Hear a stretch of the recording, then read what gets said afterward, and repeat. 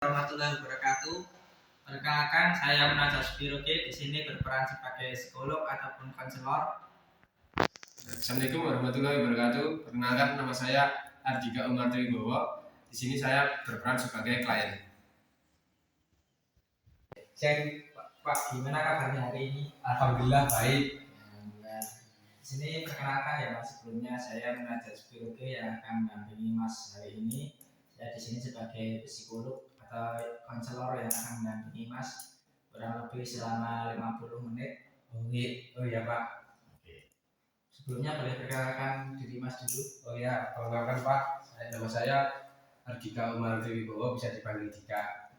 Di sini saya sebagai klien. Ya, Mas Dika klien ya? Iya. Oke, kalau boleh tahu Mas Dika asalnya dari mana? Dari Klaten. Oh, Klaten. Klatennya mana Mas? Medan. Medan. Kebetulan saya juga Klaten Mas. Oke. Gimana Pak? Klatennya itu saya Wonosari. Tapi ditugaskan di sini atau gimana? Iya, saya bekerjanya di sini kebetulan.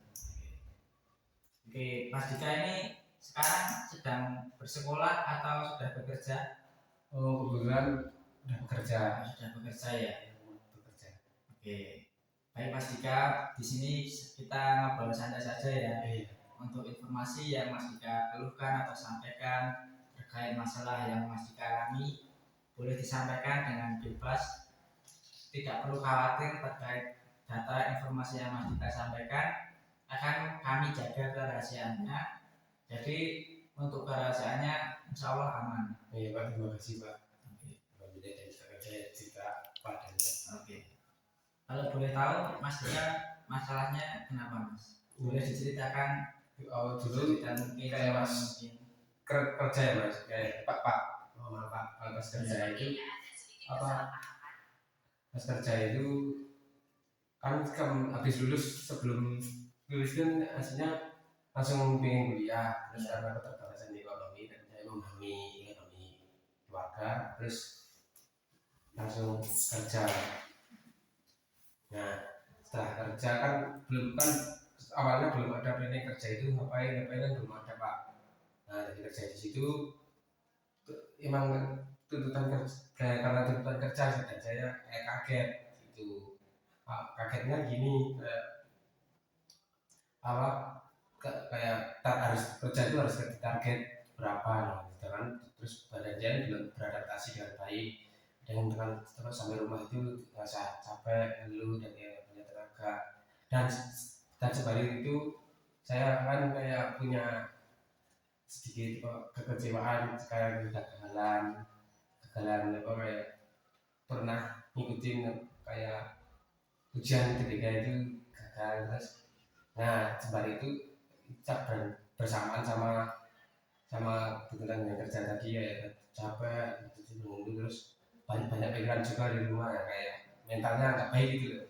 Nah, jadi terus efeknya di badan saya itu kayak jadi mau beraktivitas setelah kerja coba pulang mau beraktivitas itu kayak nggak ada semangat gitu Pak. Terus sama apa kayak bertemu dengan orang atau kayak nggak ada energi, berdiam diri di kasur terus sekolah HP sampai terlanjur tidur terus lagi kerja kayak gitu. Terus ya karena ada kegagalan terus ya badan saya juga tiba-tiba mengecil itu apa?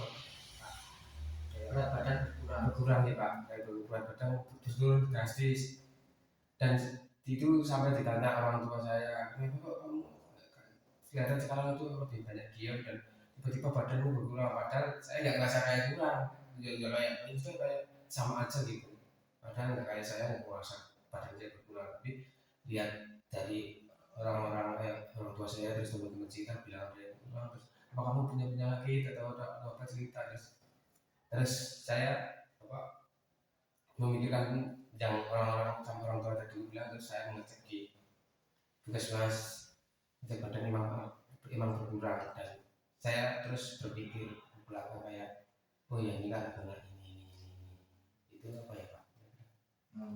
Lebih tepatnya saya kalau mengulangi dari cerita Mas Dika tadi, setelah lulus sekolah itu sebenarnya ingin kuliah. Iya langsung ingin kuliah. Tapi karena keterbatasan ekonomi memutuskan untuk bekerja terlebih dahulu. Iya Pak, itu bekerja. Karena bekerja baru awal ya teman. Iya baru awal dan bukan belum maksudnya belum pernah bekerja sih. Iya belum kayak Akhirnya kaget, badannya kaget. Juga karena kesehariannya hanya bekerja pulang, merasa monoton. Ya terus itu sama punya rasa apa pekerjaan kok gagal terus sih kenapa gitu kayak udah nyoba UTBK ujian yang UTBK setelah lulus tuh. Sebenarnya setelah lulus pernah mencoba UTBK. Iya karena apa dia mau ambil UTBK kan biar dapat kayak IPK dan meringankan beban orang tua saja. Iya. Sebenarnya ingin dapat beasiswa KIP itu ya Mas? Iya Pak, terus sama daftar ujian itu udah 2 kali gagal. Kenapa gagal kerja kaget juga dan badan merasa cuma monoton. Nah itu sama sembari punya rasa kekerjaan kenapa aku gagal terus cuma hidup itu ada cuma kegagalan dulu apa aku nggak akan berhasil gimana itu sampai pikiran. Berarti merasa bahwa dirinya itu gagal. Iya. Gagal lah intinya. Iya. Terus habis bekerja berapa tahun itu Mas? Kurang lebih 1 tahun Pak. Setelah bekerja 1 tahun, kemudian Mas Dika memutuskan untuk resign. Ya, terus kan sebelum itu sudah dijanjiin sama orang tua cuma kerja 1 tahun sembari nunggu kakak saya kan punya kakak. Iya. Kakak saya itu kan sebelumnya juga kuliah tapi belum lulus kurang 1 tahun sembari nunggu aku Mas lulus kakak saya lulus saya disuruh kerja dulu. Dan saya memahami orang tua dan saya memutuskan untuk kerja. Kalau boleh tahu Mas Dika berapa bersaudara? 3 bersaudara. 3 bersaudara. Anak nomor berapa Mas? Nomor 3. Nomor 3, anak terakhir ya? Iya, benar. Berarti setelah lulus itu sebenarnya ingin kuliah untuk dapat beasiswa tadi ya? Iya. Karena nggak dapat beasiswa atau lulus karena gagal dalam ujian tadi, akhirnya memutuskan untuk bekerja terlebih dahulu. Iya Pak. Karena orang tua membiayai kakak yang masih kuliah. Iya, benar. Depannya begitu. Karena baru pertama kali bekerja dan juga terasa berat di tuntutan pekerjaan, akhirnya merasa selalu gagal. Iya, karena itu kayak apa? Badan terus terasa sepertinya kayak lemas, kayak berbau sama orang itu kayak nggak ada energi, pengennya cuma di rumah, diasuh, sekolah apa. Tapi setelah itu juga tidur terus tidur besoknya kerja lagi, gitu. Kayak nggak ada semangat lah. Gitu. Kadang sama itu juga sembari kayak di kamar itu cuma nggak sekolah, kadang kepikiran kenapa kok. Jadi pikiran dari Mas Dika yang merasa gagal tadi mempengaruhi secara tidak langsung mempengaruhi terhadap fisik Mas Dika. Jadi fisik merasa lemas, merasa mudah lelah, mudah capek karena beban pikiran yang tinggi tadi, yang seolah-olah Mas Dika itu gagal dalam segala hal. Padahal secara kita lihat ya Mas, kalau kita teliti itu kan Mas Dika gagal untuk UTBK, Iya Pak. Masuk kuliah. Iya Pak. Kegagalannya hanya itu sebenarnya. Dan akhirnya Mas Dika bisa untuk bekerja terlebih dahulu. Akhirnya setelah itu kakaknya lulus, Mas Dika berkuliah. Ya, langsung kuliah tapi dari sebelum itu kan saya UTBK lagi ya, gagal lagi gitu. Setelah kakaknya lulus itu UTBK lagi. Iya, UTBK 2 kali. Tapi gagal lagi. Iya. Sampai akhirnya gimana Mas? Kok bisa ceritanya sampai sekarang akhirnya kuliah? Itu karena kerja itu sebelum pas kerja itu kayak disuruh orang tua dan saya juga punya prinsip kalau kerja memang besok harus kuliah dan kayak gajian itu saya tabung setengahnya buat besok ke depan buat biaya kuliah gitu, setengahnya lagi dia kayak dibagi ke orang tua terus biaya hidup saya sendiri. Nah setelah itu kan saya ambil kayak kerja starter saya juga cuma kerja itu pengen kerja belum kerja 1 tahun Pak. Dari kerja 1 tahun itu nah mau hampir habis 1 tahun itu kan kayak ada pembukaan kayak di universitas sama universitas udah buka pembukaan itu Pak. Nah saya itu dulu tidak ada teman nyoba UTBK ternyata gagal. Nah, dan dia itu saya kecewa sama gelang ada, terus tapi saya emang bener-bener ingin di PTN. Nah seperti itu loh. Terus saya daftar, ada terus keinginan cari-cari di sosial media itu Pak, terus daftar di Jogja, terus gagal lagi, Pak. Ya, gagal lagi, terus dapat info dari temen ini di UIN ada info gitu, terus kan maksudnya juga suka masuk di universitas impiannya ini ya, terus saya nggak berpandang langsung daftar, dan daftarnya di jalur mandiri dan alhamdulillah terima. Berarti akhirnya sekarang kuliah di UIN ya Mas? Ya. UIN mana aja Mas? UIN Jogja Pak. UIN Jogja. Ya. Oke. Jadi Mas Dika ini termasuk tipe yang teguh pendirian ya, bisa dikatakan teguh pendirian karena keinginannya untuk kuliah walau terbatas ekonomi. Mas Dika tetap berusaha untuk bagaimana caranya saya ingin kuliah dan saya mengusahakan tujuan tadi.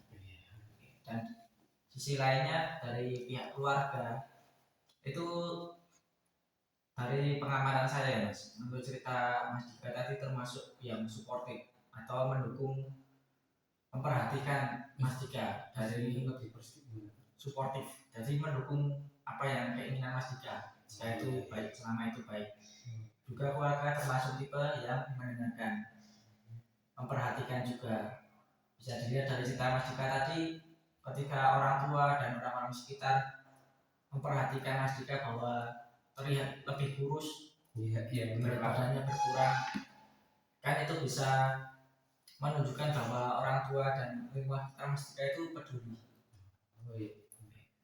Jadi untuk kedepannya bisa Mas Dika untuk berfokus terhadap studinya yang sekarang yang diinginkan Mas Dika tadi. Makasih Pak. Apakah selama ini dari awal Mas Dika lulus SMK sampai dengan saat ini, perkuliahan saat ini, ada masalah-masalah yang Mas Dika alami? Ya nggak terlalu Pak, emang alhamdulillah emang awalnya kan kayak kurang setuju aja Pak masuk di, kan punya planningannya pengen di PTN di Universitas Negeri gitu kan, ya UIN aslinya juga negeri tapi yang berbasis karena awalnya inginnya ada di negeri, tapi lama-kelamaan juga mengikuti dan bisa beradaptasi. Sebenarnya awalnya ingin negeri ya? Ya emang keinginan saya ingin di kayak cuma kayak kuliah di UIN itu awalnya kayak jalannya setengah-setengah gitu, tapi sekarang alhamdulillah bisa beradaptasi. Untuk sekarang berarti sudah menerima ya Mas? Sudah menerima. Oke, berarti termasuk bagus itu Mas, karena tidak semua orang bisa seperti Mas Dika tadi ya, bisa akhirnya menerima dengan apa yang dialami sekarang, dijalani sekarang.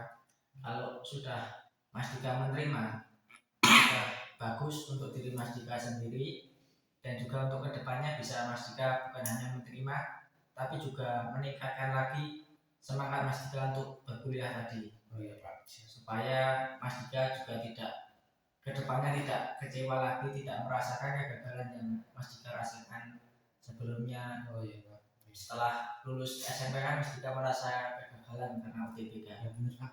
Nah untuk saat ini kedepannya bisa Mas Dika meningkatkan semangatnya, meningkatkan belajarnya. Ingat satu hal Mas, bahwa kegagalan itu mungkin datang bukan hanya sekali, berulang kali. Tapi Mas Dika ingat bahwa kegagalan itu bisa saya lewati. Dengan kegagalan saya bisa menjadi yang lebih baik lagi.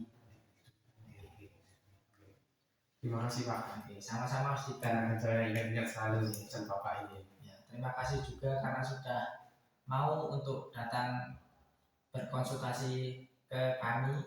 Iya Pak.